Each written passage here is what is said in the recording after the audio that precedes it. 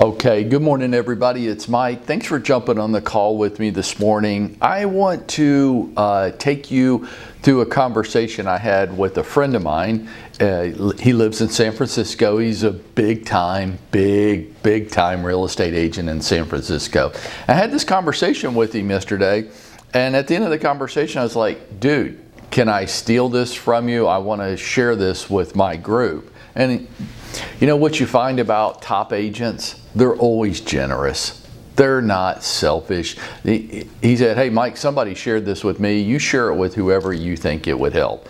And I said, that's pretty much everybody I know. So here's the conversation that we ended up having. It wasn't the point of the call, it just ended up being the point of the call. At one point in the call with this agent, he said, you know, Mike, I just believe there's 4 things keeping most people from realizing their potential. And I said, really? 4? He goes, yep, not 3 and not 5. There's 4 things. And he goes, I'll even be bolder than that. I'll say 4 things keeping people from achieving greatness. I'm like, wow, well, tell me what you think the 4 are. And when he did, I just agreed with him 100%. So I'm trying to share it with you this morning. But here's what he said. He said, number 1, they lack meaningful goals. I said, okay. I said, so you're big into goal setting. He goes, no. Hear what I'm saying. Meaningful goals. Not just the goals, not just picking some numbers that you think are impressive to other people and that would look great in your bank account. That's not going to do it for them. The first day they wake up and they don't feel like it, if the goal isn't meaningful to them, it won't matter. They'll just go back to sleep. They'll hit the snooze button. They might get up, but they won't complete the activities that they know are important. And I said, okay. He goes, because their goal wasn't meaningful to them. It didn't do something, achieving the goal didn't do something for them that was powerful. Right? I have a friend of mine that lost hundreds of pounds. He lost so much weight that I hadn't seen him in about a year, and when I did, I walked right past him and didn't know who it was. And I asked him, well, I asked him the question everybody, I think, asks him. He gets tired of hearing it. How'd you do that? And he goes, you know, Mike, I've been the fat kid my whole life. And I've been on every diet on the planet. I go, okay. He goes, but I went to the doctor about a year ago, and the doctor told me that he couldn't tell me the exact date, but I was a dead man within 2 years, which meant that I would not see my daughter get married. My wife would be a widow. And all of a sudden, losing weight wasn't so hard for me. I was a dead man within 24 months. All of a sudden, losing weight was no big deal at all. Easiest thing I've ever done. Why? He had a meaningful goal. When he woke up every day, something right there in front of him that was tangible, that meant a lot to him. My friend yesterday on the call said, hey, number 2. They lack the required discipline. They just do. They have not figured out how to manage themselves. They have not figured out how to get themselves to do what they don't want to do. Most agents need to be employees. They need somebody else to tell them what to do under the threat of losing your job if you don't. And without that, they don't have the internal discipline to manage themselves. He said, number 3, a real lack of work ethic throughout the industry. Agents throughout the industry working part-time schedules expecting full-time money.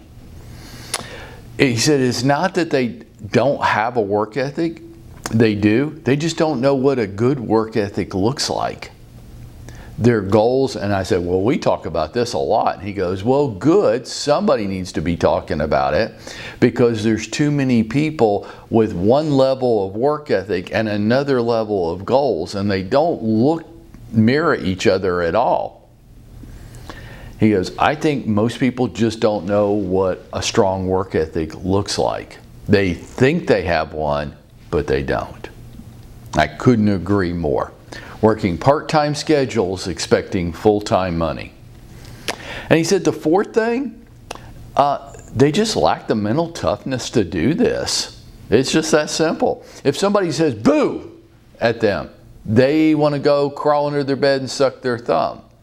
The thought of making calls or completing any activity at all where somebody might be critical of them or harsh or reject them in some way is just overwhelming to them. They're a bunch of little babies and they haven't developed the mental toughness to deal with any significant volume in this industry at all. Wow. He goes, right. So the lack of meaningful, clear goals, the lack of the discipline required to be self-employed, the lack of a real work ethic, being proud in the hard work that you do instead of trying to cut corners all the time. And you know, the way I say it is, too many people trying to get away with the least amount of work they can do today. And he goes, number 4, the lack of any mental toughness at all. Just look cross-eyed at somebody and they want to run back home and crawl under the bed. That any level of discomfort shuts them down from what they said was important. He goes, those are the 4 things. He goes, it's a disease within our industry.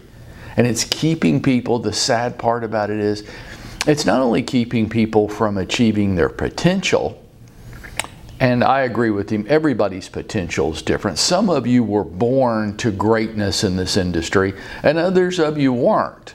But you can still do well. But according to my friends yesterday, these 4 things are keeping people from achieving their potential. And for the top level people that were born to greatness in this industry, it's what will keep them from achieving greatness. How about you? How about you? Are any of these 4 things getting in your way?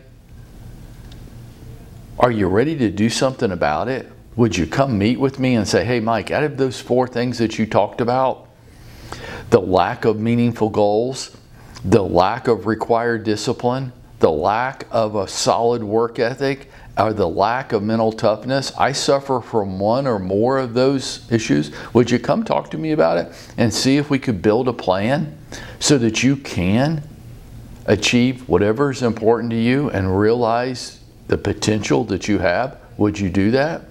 Because if you do, and you and I sat down together and worked on that, that's how we're going to go out and we're going to make it happen for ourselves today.